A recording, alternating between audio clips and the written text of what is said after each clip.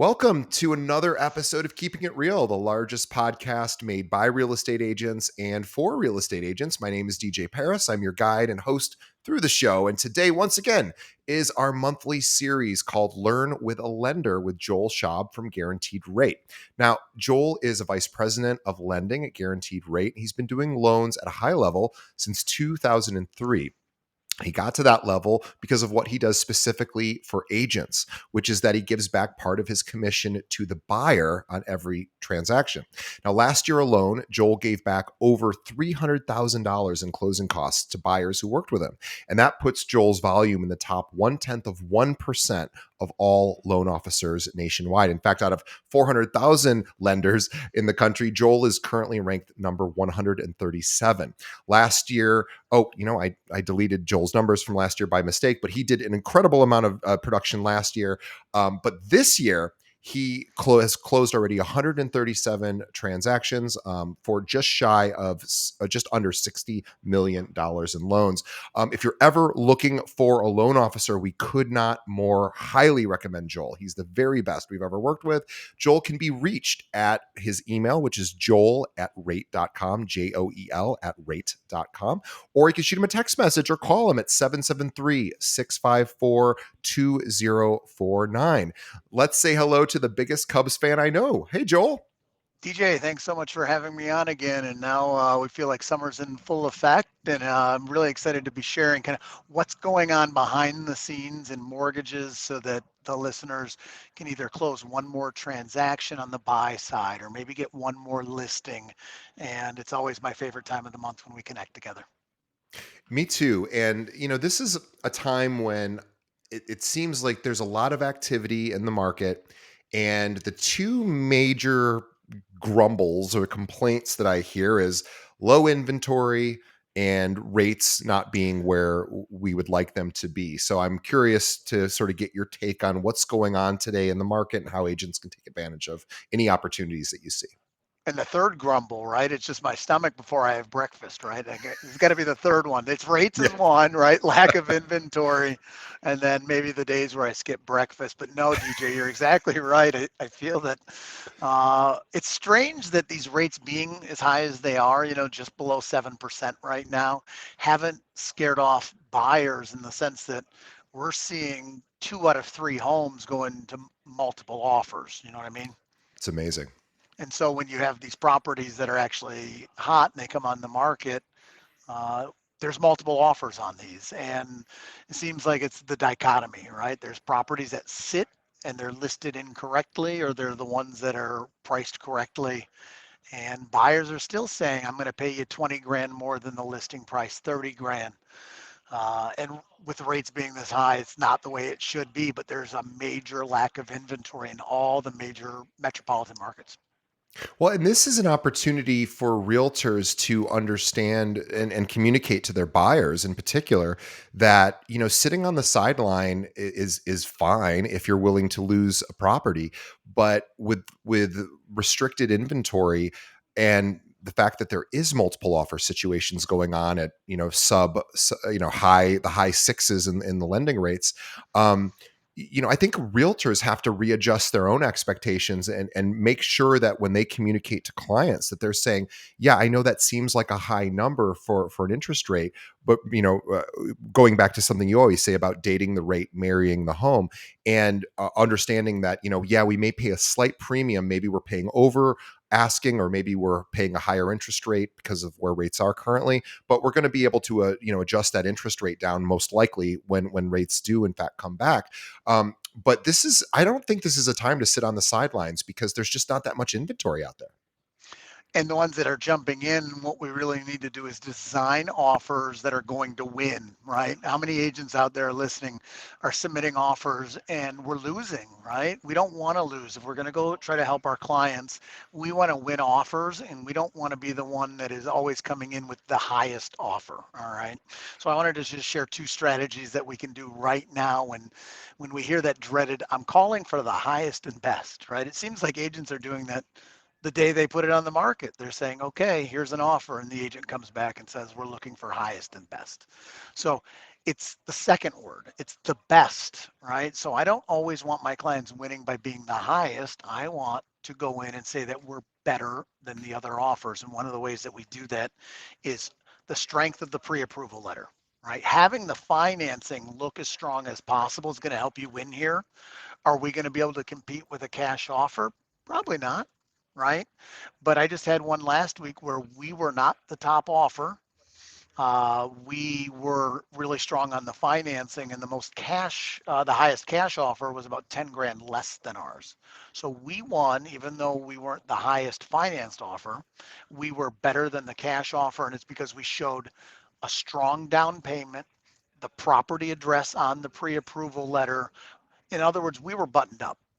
When Yeah. all the other offers weren't as strong, we looked like we were the easiest option for the seller that'll get to the bottom line. And so And not all that's what's pre important.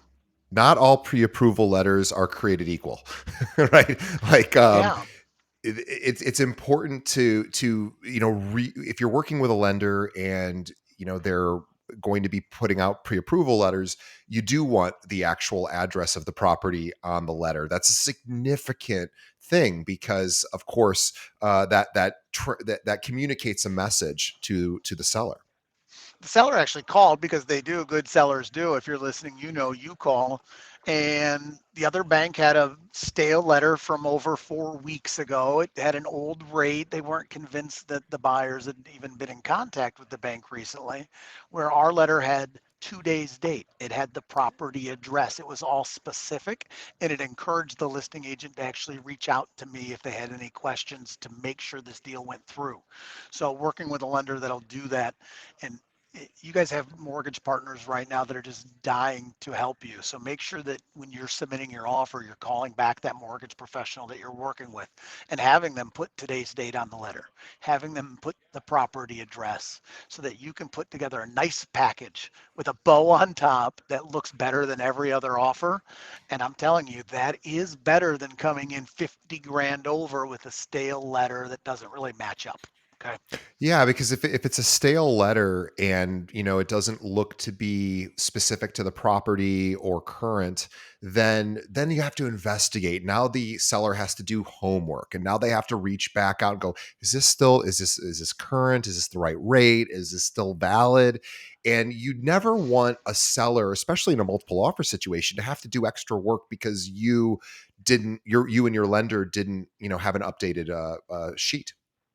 Absolutely. And so what we're doing now is I speak to the borrowers about what is the maximum amount that they would be comfortable putting down. We need to stand out. So the idea right now of, 20% down being enough, maybe it is, but I've won a lot of deals recently where the buyer put down 30 or 40% on the pre-approval letter. Now it really stands out. It's really saying, look at this buyer, look at how strong they are. And I'll remind you that if you have a pre-approval letter that says that you're 40% down, it doesn't lock you into having to put 40% down on the loan. Okay. So if you can put your strongest offer forward and the contract comes in, the borrower could still decide to get a loan for more than that. You're not lying, you're not doing anything wrong in terms of the contract, but it helps you get this offer accepted. So being strong, finding alternative ways to make sure that you stand out is the way that you're going to submit offers that are designed to win. That makes perfect sense. Yeah. So let's talk about buy downs as well. Okay. So we've Sure. we've touched on this before, but right now one of the big chief complaints that buyers have is I don't want a 6.5% rate. This is, I currently am in a mortgage that the rate is 3%. So it's a major change for me to go from 3% all the way up to 6.5%, right? So what we're having a lot of sellers do is fund a 2-1 rate buy down. So I'll give a quick example here. Um, a buyer that's let's say they're buying an $800,000 home with 20% down. At a 6.5% rate, that mortgage payment is $4,102, 4,102. Okay. The same buyer could literally go up and buy a $936,000 home. So DJ, almost 150 grand more. If the seller did a 2-1 buy down for them, they literally would have a mortgage of 3910. So they would be less in terms of the monthly payment. and the seller's the one funding the rate buy down. So it's just a big strategy right now. Not all sellers are going to do this for you, but if you can get in the habit of finding out what sellers would fund rate buy downs for your clients, it is a big win for these buyers that are kind of maybe sitting on the sidelines, right?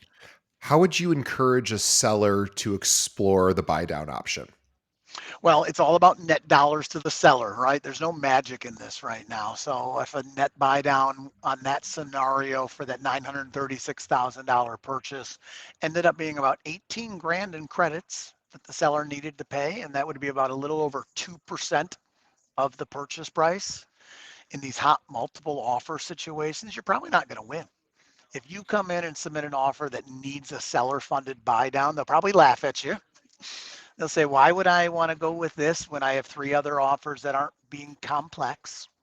But this is a situation where maybe there aren't any other offers, DJ, and our buyer says, I'm willing to pay the listing price if the seller funds a rate buy down. Okay, so if you're an agent out there, this is not an offer, this is not a strategy for multiple offers. This would be more where you know that there's not any other offers. Let's submit an offer as close to the asking price, but ask for some concessions.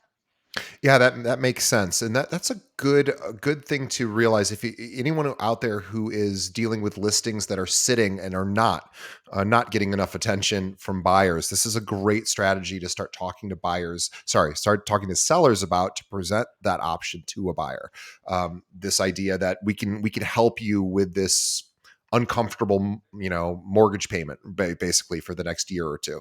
I think that is an exceptionally creative way to help people, bridge that percent days, and now we're in the sixes.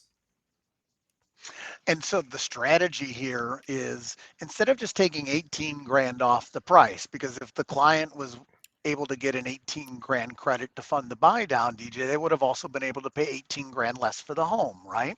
So let's actually just do the math on this for a moment. So if you're listening, 18 grand off the price would be somewhere around 160 to $170 a month cheaper in terms of payment. It's a Yeah. big number, 160 or 170 grand.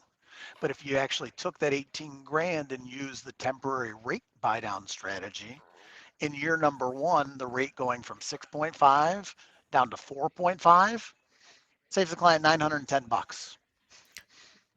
Right. Let And that and sink that's in. and Big that number. monthly number is the number that they care about, right? We all look at our monthly out and in with respect to income and expenses. And so yeah, being able to cut a smaller check for a few years and hoping that the rates change and fall favorably during that time to where you can then refinance into a more comfortable long-term strategy. So let's be clear. This is not a strategy where we're not comfortable with what the payment is anyway, okay? Because this is not an excuse to get in over your head, okay? Let me be very clear. This is not a strategy where, oh, I absolutely need the seller to fund the buy down, otherwise I'm uncomfortable, okay? We don't want to put our buyers into a bad position ever. We want our clients comfortable with the payments where the rates are today.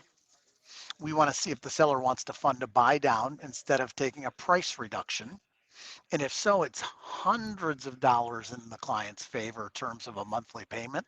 And so it's icing on the cake. All right. That's the idea behind a 2-1 rate down strategy. Because I hear it all the time. They go, well, what happens in 2 years? The rates are going to go, your payment is going to be higher. It's not like an adjustable rate mortgage where all of a sudden we're afraid that rates are going to go up. We know what the rates are. We're locked in. This is a way to get a reduction for the first year or two. And if we can get that paid for by the seller, everyone smiles. Yeah, it definitely makes sense. If you were an agent right now, Joel, what would you encourage our listeners to start doing as like a regular exercise to help keep the business moving forward? Yeah, I mean, right now you got to literally look at what the client's bottom line number is. That's the big thing, right? You're so right when you say they look at what the payments are per month, right? And there's a payment shock right now. Just a traditional like first time home buyer that's buying a three or $400,000 home, their mortgage payments from being in the low threes or below to where they're at now, They're $800 or $900 more a month for that home. That's going to keep certain people on the sidelines. Okay. So you got to see if you're a seller that has a property that's not moving. Doing a price reduction is really not going to move the needle much. We just talked about that, right? So exploring the ways that you can say seller to buy the rate down. People are all talking about rates right now. So if you can get in that language and say reduced rates for the buyer of this property, you can put it in the MLS. It's just another way to get interest in the property. And you got to understand it though. You got to understand what that 2-1 rate buy down is. So that's why I wanted to go slow and walk through how that worked and make sure that sellers could maybe use this strategy to move a property that's not moving.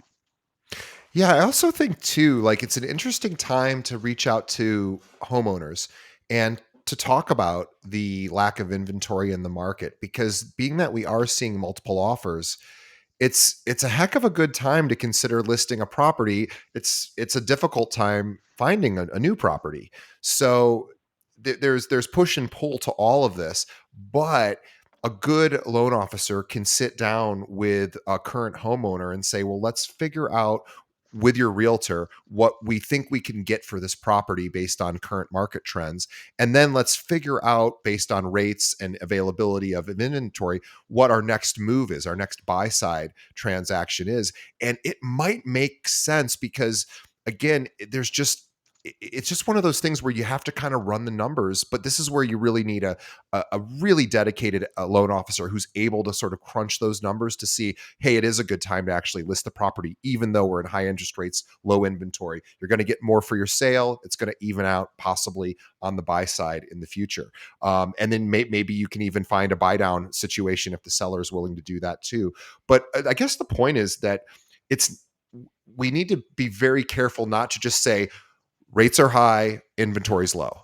Like, yes, and it's that old, way of doing improv, right? You yes and yes, that's Yes. true, and we can still find opportunities here, and people still need to move, and sometimes it makes sense to sell when there's not much inventory, even though the rates are high and inventory is low. Yeah, I got a yes and for you that makes perfect sense. The client says rates are high and inventory's low, and you'll say, I don't want to pay a 6.5% rate. And you'll say, yes, and your rate right now on rent is 100% interest because you're paying every single dollar right to your landlord. And I like the idea of paying 6.5% a lot better than I like paying 100%. You put it in those terms, it really starts to sink home what somebody's paying for rent versus what they could actually get when they start owning a property. I think there's such an opportunity for because I didn't know this until I owned a property. Nobody, I don't know, maybe I'm just a dummy, and well, I'm a little bit of a dummy, but I suspect there's a lot of people like me, so I'm not the only dummy out there. That literally didn't know about mortgage interest deduction when it comes to tax time. I didn't know when I was renting because no one ever told me, and I never had that experience. And then all of a sudden, I got the nicest gift, the next April after I bought my first property a million years ago. It's like, whoa, what's this? I get this some money back, and that's something that I know that's not necessarily going to get somebody to want to buy a property just for that alone, but that is a nice benefit that I feel doesn't get talked about enough if you are taking on a loan. I always break it down in this in real simple terms for a first time home buyer and numbers that agents can repeat, okay? Because it's hard to understand this interest deduction. What the hell are we actually talking about? Interest, uh, taxes, right? Are we talking property taxes? Are we talking federal income, right? So here it is in a nutshell if you're an agent and you want to be able to recreate this and explain it. And so we're going to use real small numbers. We're going to say a buyer that's making 60 grand on a W-2 job, right? That now takes on a mortgage, and let's say they have $10,000 of interest that they paid in year number one. Well, before they had the mortgage, they paid federal income taxes, DJ, on all 60 grand of their income. All right. But next year, since they've already paid $10,000 of interest, instead of paying taxes on all 60 grand, they're only going to pay taxes on $50,000 of income. And this is not a CPA answer, right? This is not the exact numbers, but this is the way that you can explain it so that you're coming across educated, okay, and making sure that you're teaching buyers exactly what interest deduction is in real simple terms. Yeah, it basically reduces your tax liability for income, and it's a fantastic, thankful thing that we should be very grateful for to our country, because it does make us all a little happier come tax refund time. But it's also something that, again, I think that most renters are unfamiliar with. So it's a nice little a sort of add-on to making the point that home ownership historically is a much better investment than renting, which we know is not an investment. And DJ, I'm so glad you said that because there's so many people that are buying right now. And before we wrap up, I really wanted to hammer home the idea for buyers that they don't need a large down payment. All right. And I wanted to talk a little bit about the changes in mortgage insurance because there's so much misinformation out there on this. Okay. So most people think you need to have 20% down, right? And a lot of people have learned that maybe you don't. And agents out there, we all know that you don't need 20% down. But it is crazy to me the number of first time buyers that still have this as a fallacy. Okay. Sure.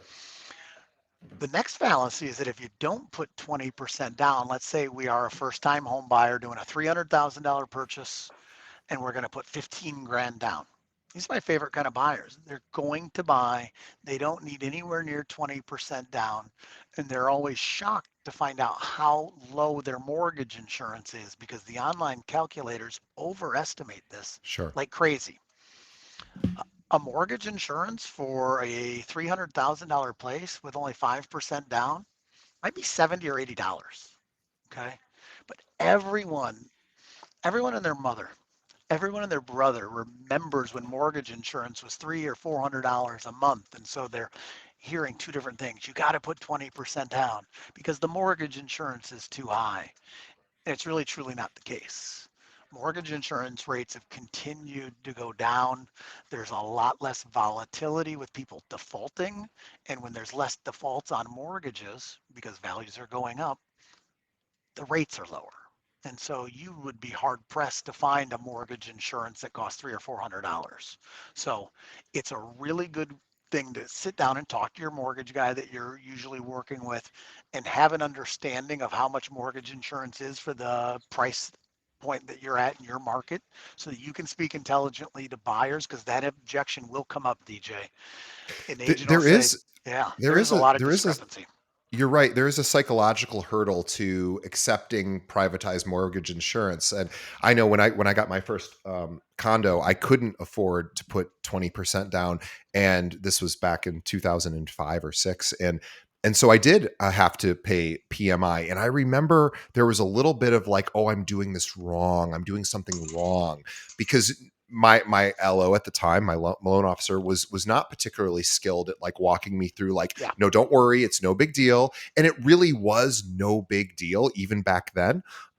But it so I think there is like a lot of education that needs to happen, and this is where the realtor and the loan officer can step in and help coach the client through, because I remember feeling like a little bit ashamed that I couldn't put 20% down because I had been conditioned to think that was what you were supposed to do. That's what a responsible home buyer does. Of And the course. reality of it, Joel's laughing because he's like, that has nothing to do with responsibility. Either you have the money or you don't, but there are creative ways to do it. And so I had to do it with a second loan to cover the PMI, and it really did not negatively affect my lifestyle or my home ownership in a negative way at all. But I had that psychological hurdle to jump over. So as realtors, we need to recognize those hurdles when they come up in buyers, and recondition them to explain that you're right. You don't need 20%, and not only do you not need 20%, it's not necessarily a horrible thing that you don't have it. And there's so many times where I talk to the parents of somebody who's buying a home. So they're young first time home buyers, and maybe the parents are giving a gift, DJ, and they remember when mortgage insurance was high, when it Yeah, really was throwing money out the window. sure. Okay. So they're not wrong when they tell their son or daughter, oh, you're talking to a mortgage guy and they're telling you to do mortgage insurance. Right. Oh, so they were right for their time. Mortgage insurance used to be on a $300,000 loan, $300 or $400 a month. So when they're being told, oh, their son or daughter is told to go get mortgage insurance, of course it sounds like a scam. Of course it sounds like I want to give the down payment money and help them. But I talk to so many of them, and what they find out is when they actually see the mortgage insurance numbers that they would be presented, they no longer want to give the big gift to their son or daughter. So then they end up loving me because times change and things change. You need to be what's current right now. And mortgage insurance rates have continued to come down. And that's something that a lot of people that bought 10 years ago or 20 years ago just wouldn't be privy to. So now you are on this and you're listening. Now you know as well that mortgage insurance rates are as low as they've been. Yeah, it's a good time to it's the best time to not have 20% if you don't have it. And again, these are all just little norms that we have to challenge from time to time. And this is why having a relationship with an LO who can keep you up to date on the current trends and keep adjusting a realtor's understanding of what's going on in the lending world is so critical. So this really brings us to a great point. Joel and his team send out a weekly recap of what's going on in the mortgage world so that you as a realtor know some data points, some quick sort of, TikTok style, Yeah. sort of quick and easy and important sort of little data points to be able to explain to keep you and your clients up to date. So Joel, what's the best way somebody can get on that mailing list? Well, yeah, DJ, the mailing list I actually just did 3 weeks ago talked about the mortgage insurance. I got a crazy amount of replies for agents that say, I did not know that. I'm still in the old school thinking in terms of mortgage insurance being a lot higher. So, yeah, you can email directly to me and I'll put you on the list. It's Joel, Joel, at rate.com. So really easy, Joel at rate.com. And even if you're just on your phone right now listening to this, you can drop an email and in the subject line, it just says, please add me, right? And then in the body, it'll say, please add me to your newsletter. And it'll be very straightforward. And then you'll be able to have dissectable, easy tidbits that you can share on a weekly basis without getting so caught up in the minutia of the mortgage business. It's something that you can speak to and say, huh, every week I learned something, and it'll help you grow your business for sure. And if you are also interested in partnering with a loan officer who's going to actually help you grow your business, Joel and his team, this is really what they do exceptionally well. So if you're looking to form a partnership and see if you guys can coordinate together to improve both production on your side and on the loan side, reach out to Joel. He and his team would love to speak with you. Guaranteed rate, of course, is eligible to practice in all 50 states. But Joel, what is the best way someone should reach out to you if they want to work on a partnership? Yeah, you can email me directly, and then you could even phone me 773-654-2049. You'll be shocked that we actually answer and return phone calls. And the buyers that you refer over, I can waive the fees for them. So I'll give a $1,500 closing cost credit. And now, as an agent, you'll say, I have a lender that's in my corner that'll help the buyer pay no points, get their lender fees waived, and the only expense that they would have to do their first transaction with us is the appraisal cost. So it's a big win for you, and it's a good way for us to start building a relationship. And guys, the way that you can help Joel be able to continue to offer those kind of discounts is by helping our show grow and reach more listeners and viewers. So please tell a friend about the show. Think of one other realtor, maybe somebody who's maybe a little bit pessimistic or negative right now. There's a lot to be pessimistic and negative about, but this episode might just in fact turn their mindset around. So tell other agents about our show. Just tell one other agent is all that we ask. And also sign up for Joel's newsletter by emailing Joel at rate.com and get that weekly update, and reach out to him as well if you want to partner and do some cool events together. Nobody does events like Joel and his team. They're incredible. And they're here in Chicago. And Joel's team is really nationwide, but here in Chicago, I get to get to go to some of Joel's events, and oh my goodness, are they a lot of fun, and they work for everybody. So reach out to Joel if you don't have a good relationship with a loan officer, or if you're looking to see what other loan officers can do for you. reach out to Joel and Guaranteed Rate. They're just top class. And so I couldn't Thanks, encourage DJ. you to do that more. So please do that. Tell a friend about the show, and a great place to wrap up. So Joel, on behalf of the audience, thank you for coming on once again. You've been with us almost since the very beginning. I was going to read a fan letter, but we'll get to that on our next episode. I wanted to share, because we do get fan letters and I never read them. So I wanted to share that next time we come on, we'll do that. But I wanted to thank you on behalf of the audience, because the audience is so grateful that you do come on every month. And I want to make sure that we acknowledge Joel. And then, of course, we want to acknowledge you, the listener, for coming on, listening, and absorbing this information. And hopefully it's helping you increase your business and making you more productive, and hopefully more money as well. So thank you to the listeners, and thank you to Joel. We will see everybody on the next episode. So thanks so much. And Joel, we'll see you next time. Thanks so much for having me on, DJ.